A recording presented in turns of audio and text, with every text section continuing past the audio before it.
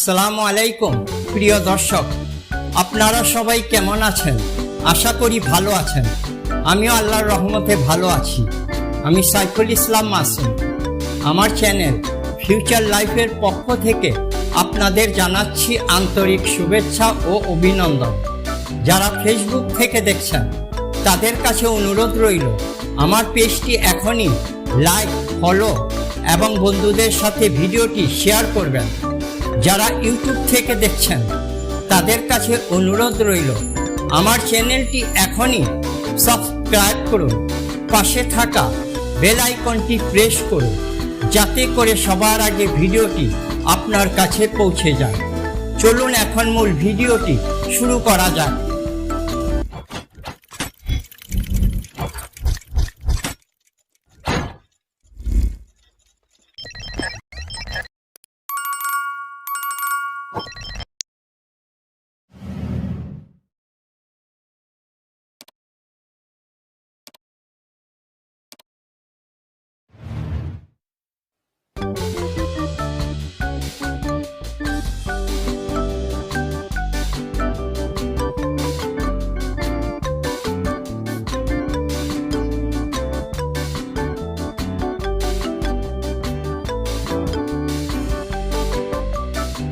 Nigeria পশ্চিম আফ্রিকার Atlantic মহাসাগরীয় উপকূলে অবস্থিত একটি সার্বভৌম রাষ্ট্র।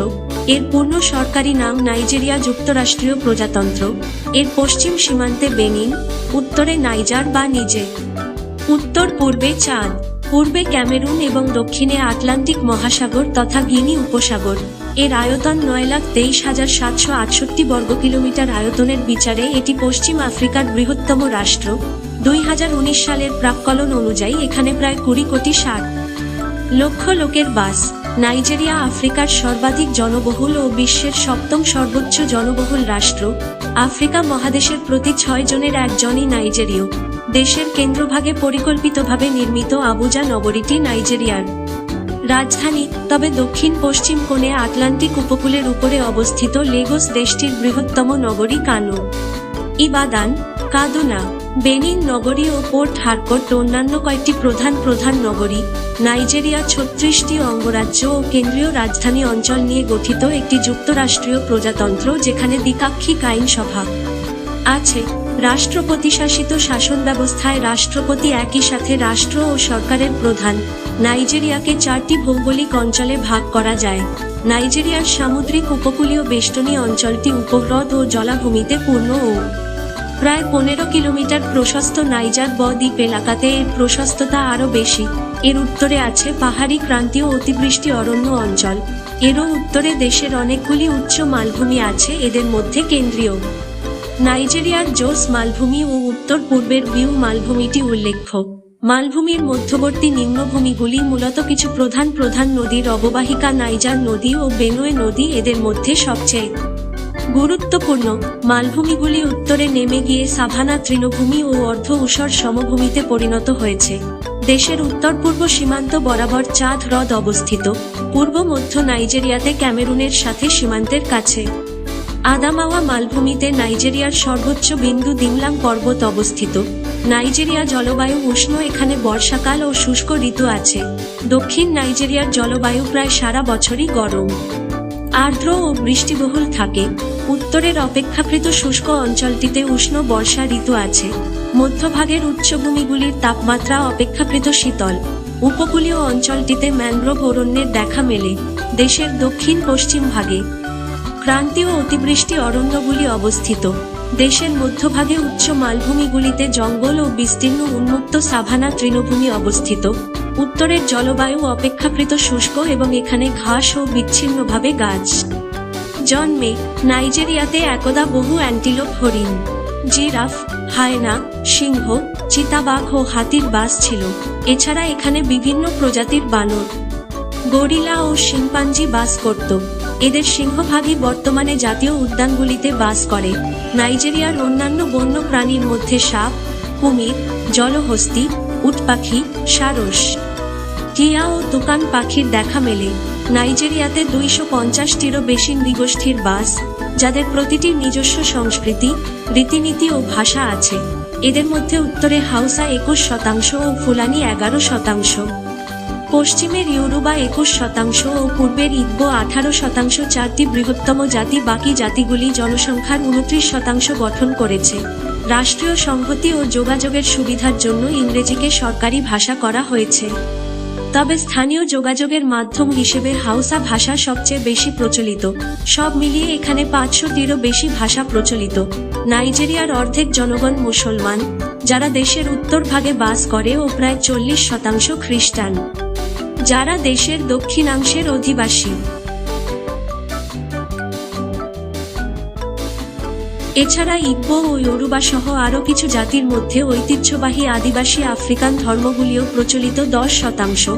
অনুসারীরা সংখ্যানুযায়ী নাইজেরিয়া একই সাথে বিশ্বের 5ম বৃহত্তম মুসলমান রাষ্ট্র ও 6ষ্ঠ বৃহত্তম খ্রিস্টান রাষ্ট্র। নাইজেরিয়ার সংবিধানে ধর্মীয় স্বাধীনতা নিশ্চিত করা হয়েছে। দেশের অর্ধেকেরও বেশি লোক গ্রামাঞ্চলে বাস করে। বৈচিত্র্যের কারণে জাতীয় ঐক্য দুরূহ।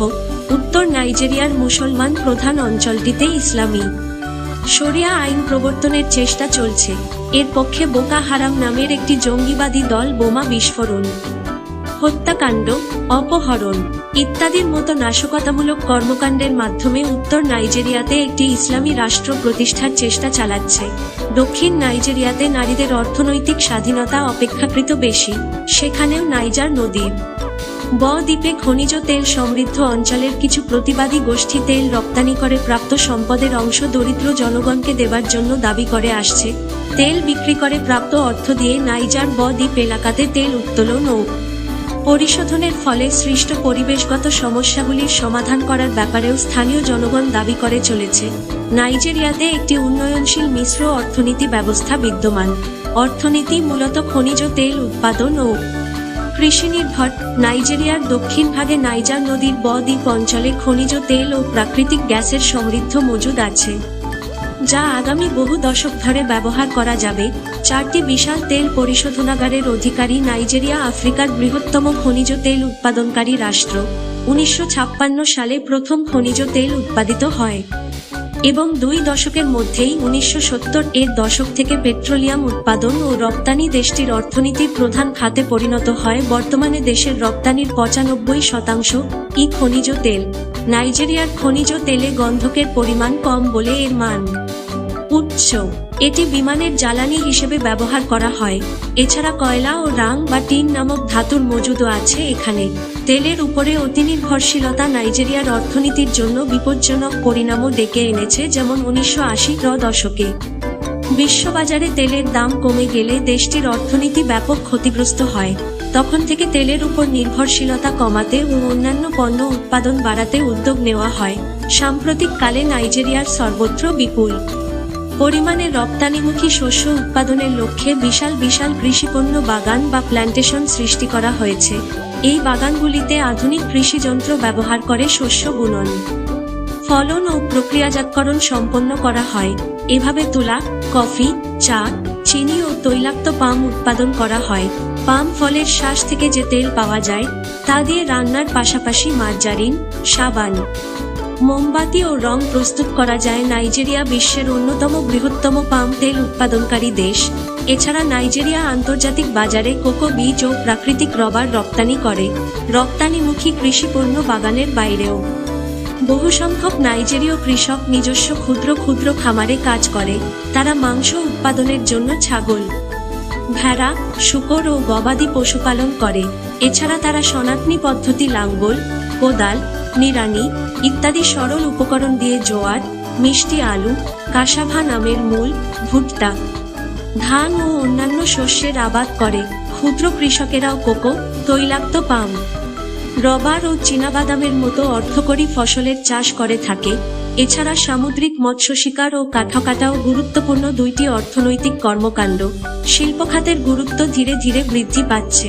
নাইজেরিয়ার কারখানাগুলিতে প্রক্রিয়াজাত খাদ্য, পোশাক, সিমেন্ট, রাসায়নিক দ্রব্য ও অন্যান্য পণ্য উৎপাদিত হয়। দেশের শ্রমশক্তির 2/5 বেশি সেবা, বাণিজ্য ও পরিবহন খাতে নিয়োজিত। নাইজেরিয়ার মুদ্রার নাম নাইরা। ভারত ও চীনের পরে নাইজেরিয়াতে বিশ্বের সবচেয়ে বেশি তরুণ বাস করে, প্রায় 9 কোটি নাইজেরীয় নাগরিকের বয়স 18 বছরের কম। খনিজ সম্পদ, তরুণ শ্রমশক্তি ও অফুরন্ত কৃষিভূমির দেশ নাইজেরিয়া ভবিষ্যতে আফ্রিকার সবচেয়ে সফল একটি অর্থনীতির অধিকারী হবার সম্ভাবনা রাখে। বর্তমানে নাইজেরিয়ার অর্থনীতির আকার আফ্রিকার দেশগুলির মধ্যে প্রথম এবং বিশ্বে 24তম। ক্রয়ক্ষমতার সমতার মানদণ্ডে নাইজেরিয়ার বাৎসরিক স্থূল অভ্যন্তরীণ উৎপাদন প্রায় 1 লক্ষ কোটি মার্কিন ডলার। নাইজেরিয়া অঞ্চলটিতে বহু হাজার বছর ধরেই মানব বসতি ছিল। আনুমানিক খ্রিস্টপূর্ব 500 অব্দ থেকে 200 খ্রিস্টাব্দ পর্যন্ত দেশের কেন্দ্রীয় মালভূমিতে নোক সংস্কৃতির কেন্দ্র ছিল। এরপরে পশ্চিমে ইয়োরুবা, উত্তরে হাউসা ও ফুলানি এবং দক্ষিণ পূর্বে ইগ্বো জাতির লোকেরা বসতি স্থাপন করে। ইউরোপীয় উপনিবেশিকীকরণের আগে এখানে অনেকগুলি সাম্রাজ্য ছিল, যেমন কানেম, বর্নু, বেনিন ও ওয়ো। হাউসা ও ফুলানি জাতির লোকেদের রাজ্যেরও উপস্থিতি ছিল এখানে। পর্তুগিজরা প্রথম ইউরোপীয় জাতি হিসেবে এখানে 15তম শতকে পদার্পণ করে। 17তম শতকে ব্রিটিশদের কৃতদাস জাহাজগুলি এখানে আগমন করে। অঞ্চলটি আফ্রিকার কৃতদাস বাণিজ্যের একটি কেন্দ্রে পরিণত হয়। কৃতদাস ব্যবসায়ীরা লক্ষ লক্ষ নাইজেরীয় লোককে জোরপূর্বক ধরে নিয়ে দাস হিসেবে বিক্রি করে আমেরিকা মহাদেশে পাঠিয়ে দেয়। 1860 খ্রিস্টাব্দে ইংরেজরা কৃতদাস বাণিজ্য অবৈধ ঘোষণা করে। 1861 সাল নাগাদ এলাকাটি ব্রিটিশ নিয়ন্ত্রণের অধীনে চলে আসতে শুরু করে এবং বিংশ শতাব্দীর প্রারম্ভে ব্রিটিশরা সমগ্র অঞ্চলটিকে আয়ত্তে নিয়ে ফেলে। 1914 সালে অঞ্চলের বিভিন্ন স্বতন্ত্র রাজ্যগুলিকে একত্রিত করে একটিমাত্র ব্রিটিশ উপনিবেশ ঘোষণা করা হয়। নাইজেরিয়া 1960 সালে স্বাধীনতা লাভ করে। 1963 সালে এটি একটি প্রজাতান্ত্রিক রাষ্ট্রে পরিণত হয়, যার রাষ্ট্রপতি ছিলেন এন্নামদি আজিকিওয়ে। কিন্তু শীঘ্রই ক্ষমতার জন্য জাতিগত সংঘাত শুরু হয়ে যায় এবং সামরিক অভ্যুত্থান বা কুয়ের প্রবণতা দেখা দেয় 1966 খ্রিস্টাব্দ থেকে 1979 খ্রিস্টাব্দ পর্যন্ত এবং পরবর্তীতে 1983 থেকে 1999 সাল পর্যন্ত সামরিক গোষ্ঠী দেশটিকে শাসন করে। 1967 থেকে 1970 সাল পর্যন্ত কেন্দ্রীয় সরকার ও দেশের পূর্বভাগের বিয়াফ্রা অঞ্চলের মধ্যে গৃহযুদ্ধ সংঘটিত হয়। প্রায় 10 লক্ষ বিয়াফ্রান অধিবাসী খাদ্যাভাবে মৃত্যুবরণ করলে বিয়াফ্রা নাইজেরীয় সরকারের কাছে আত্মসমর্পণ করে। 1991 সালে দেশের রাজধানী লেগোস থেকে আবুজাতে স্থানান্তরিত করা হয়। 1995 সালে সামরিক সরকার কেন সারো উইওয়ার মৃত্যুদণ্ড কার্যকর করলে নাইজেরিয়াকে আন্তর্জাতিক শাস্তির শিকার হতে হয়। শেষ পর্যন্ত 1999 সালে এসে একটি নির্বাচন অনুষ্ঠিত হয় এবং আবার বেসামরিক শাসন পুনঃপ্রতিষ্ঠিত হয়। কিন্তু 21তম শতকে এসেও রাজনৈতিক সংঘাত ও সহিংসতা অব্যাহত রয়েছে। বর্তমানে দেশটি দ্রুত জনসংখ্যা বৃদ্ধি, রাজনৈতিক অস্থিতিশীলতা, বৈদেশিক ঋণের বোঝা, ধীর অর্থনৈতিক প্রবৃদ্ধি, সহিংস অপরাধের উচ্চহার এবং প্রশাসনিক পর্যায়ে ব্যাপক দুর্নীতিতে জর্জরিত। বিরাট জনসংখ্যা ও অর্থনীতির কারণে নাইজেরিয়াকে প্রায়শই আফ্রিকার দানব নামে অভিহিত করা হয়। বিশ্ব ব্যাংক দেশটিকে একটি উত্থানশীল বাজার হিসেবে গণ্য করে। এছাড়া দেশটিকে আফ্রিকা মহাদেশের একটি আঞ্চলিক শক্তি, আন্তর্জাতিক রাজনৈতিক অঙ্গনে একটি মধ্যম শক্তি এবং একটি উত্থানশীল বিশ্ব শক্তি হিসেবে চিহ্নিত করা হয়েছে। কিন্তু এর বিপরীতে দেশটির মানব উন্নয়ন সূচক নিম্ন, যা বিশ্বে 158তম অবস্থানে রয়েছে। দেশটি আফ্রিকান ঐক্য সংস্থার প্রতিষ্ঠাতা সদস্য রাষ্ট্র এবং জাতিসংঘ, কমনওয়েলথ অব নেশনস, ওপেক ও অ্যাকোয়াস নামক বহুজাতিক সংস্থাগুলির সদস্য। নাইজেরিয়ার ইতিহাস এর সূত্রের খোঁজ পাওয়া যেতে পারে 1100 খ্রিস্টপূর্বে মধ্যপ্রাচ্য থেকে আফ্রিকা জুড়ে বসতি স্থাপনকারী বণিকদের মাধ্যমে। আজকের নাইজেরিয়া হিসাবে পরিচিত স্থানটিতে একসময় বহু প্রাচীন আফ্রিকান সভ্যতা গড়ে উঠেছিল, যেমন রি সাম্রাজ্য, বেনিন সাম্রাজ্য এবং ওয়ো সাম্রাজ্য। প্রায় একাদশ শতাব্দীতে বর্ণ সাম্রাজ্য থেকে হাউসা যুক্তরাষ্ট্র পর্যন্ত সময়কালে তাদের মাধ্যমে ইসলাম নাইজেরিয়ায় পৌঁছয়। অপরদিকে খ্রিস্টান নাইজেরিয়া এসেছিল 15ম শতাব্দীতে পর্তুগাল থেকে আসা আগস্টিনিয়ান এবং কাপুচিন সন্ন্যাসীদের মাধ্যমে। এই অঞ্চলটিকে সোনহাই সাম্রাজ্য দখল করেছিল। নাইজেরিয়ার ইতিহাস অত্যন্ত গুরুতরভাবে ট্রান্স আটলান্টিক কৃতদাস ব্যবসা দ্বারা প্রভাবিত হয়েছে, যা নাইজেরিয়ায় 15 শতকের শেষ দিকে শুরু হয়েছিল। ব্রিটিশ এবং পর্তুগিজদের ব্যবহৃত প্রথম দাস বাণিজ্য ঘাঁটিটি ছিল একটি উপকূলীয় বন্দর বাদাগ্রিতে। স্থানীয় দালালরা তাদের দাস সরবরাহ করত। তারা তা করত এই অঞ্চলের নৃগোষ্ঠীর মধ্যে দ্বন্দ্ব বাড়িয়ে তুলে এবং পুরানো বাণিজ্য নিদর্শন ব্যাহত করে ট্রান্স সাহারান পথের মাধ্যমে। 1851 সালে ব্রিটিশ বাহিনী লেগোস আক্রমণ করে এবং 1865 সালে আনুষ্ঠানিকভাবে তাকে সংযুক্ত করে। 1901 সালে নাইজেরিয়া একটি ব্রিটিশ শাসিত রাজ্যে পরিণত হয়। 1960 সালে নাইজেরিয়ার স্বাধীনতা আন্দোলন সফল হওয়ার আগে পর্যন্ত স্থায়ী হয়েছিল সেই উপনিবেশিক শাসনকাল। 1963 সালে নাইজেরিয়া প্রথম প্রজাতন্ত্রে পরিণত হয়, কিন্তু 3 বছর পরে এক রক্তাক্ত অভ্যুত্থানের পরে সামরিক শাসন জারি হয়। পরবর্তীকালে 1967 সালে একটি বিচ্ছিন্নতাবাদী আন্দোলন বিয়াফ্রা প্রজাতন্ত্র গঠন করে, যাতে শুরু হয় 3 বছরের নাইজেরিয়ান গৃহযুদ্ধ। 1979 সালে নতুন সংবিধান রচনার পরে নাইজেরিয়া আবার প্রজাতন্ত্র হয়ে ওঠে। এবারও প্রজাতন্ত্রটি স্বল্পস্থায়ী ছিল, কারণ সামরিক শক্তি পুনরায় ক্ষমতা দখল করে এবং আরও 4 বছর রাজত্ব করে। 1993 সালে একটি নতুন প্রজাতন্ত্র প্রতিষ্ঠা করার পরিকল্পনা করা হয়েছিল, কিন্তু জেনারেল সানি আবাচা কর্তৃক সেটিকে বাতিল করে দেওয়া হয়েছিল। 1998 সালে আবাচা মারা যান এবং পরের বছর একটি চতুর্থ প্রজাতন্ত্র প্রতিষ্ঠিত হয়। এর ফলে বিগত 3 দশকের অবিচ্ছিন্ন সামরিক শাসনের অবসান ঘটে। হাউসা রাজত্ব ল নাইজার নদী এবং চাঁদ হ্রদের মধ্যে অবস্থিত হাউসা জনগোষ্ঠী দ্বারা শুরু করা রাজ্যগুলির একটি সমষ্টি। তাদের ইতিহাস প্রতিফলিত হয়েছে বায়গিদ্দা কিংবদন্তি দ্বারা, যাতে বাগদাদি নায়ক বায়গিদ্দার দুঃসাহসিকতার বর্ণনা পাওয়া যায়। তিনি দৌড়ায়ের কূপে একটি সাপ হত্যা করেন এবং স্থানীয় রানী মাগাজিয়া দৌরামা এর সাথে বিবাহ বন্ধনে আবদ্ধ হয়েছিলেন। নায়কের এক সন্তান বাও ছিলেন রানীর সাথে এবং রানীর দাসীর সাথে ছিলেন আরেকটি সন্তান কারবাগারি বায়গিদ্দা। কিংবদন্তি অনুসারে হাউসা রাজ্যগুলি বায়গিদ্দার পুত্রদের দ্বারা প্রতিষ্ঠিত হয়েছিল। একজন রাজকুমারের কথা পাওয়া, যার উৎস ঐতিহ্যের সাথে পৃথক ছিল। সরকারি অনুশাসন তাকে নথিবদ্ধ করেছে যে তিনি দৌড়ার শেষ কাবারাকে বিয়ে করেছিলেন এবং মাতৃতান্ত্রিক শাসনের মধ্যেই তিনি হাউসার লোকদের উপর রাজত্ব করেছিলেন।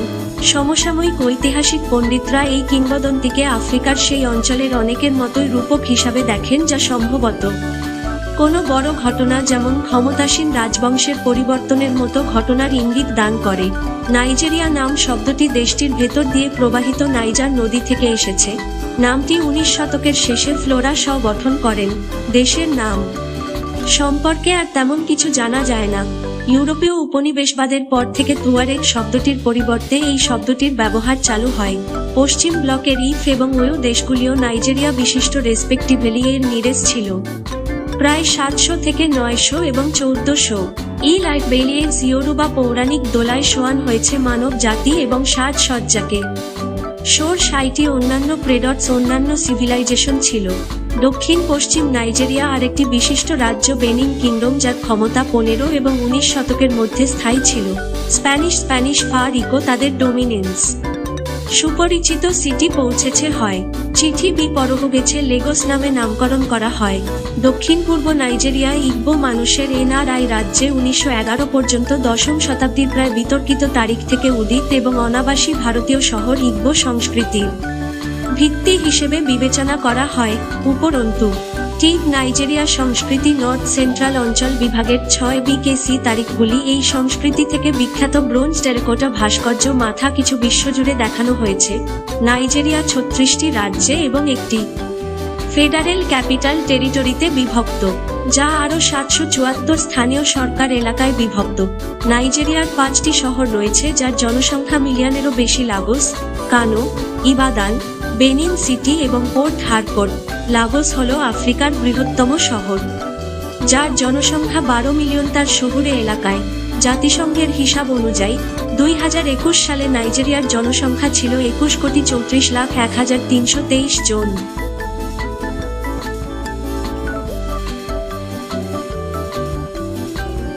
আজকের মতো ভিডিওটি এখানেই শেষ করছি। আগামী ভিডিও দেখার আমন্ত্রণ রইল।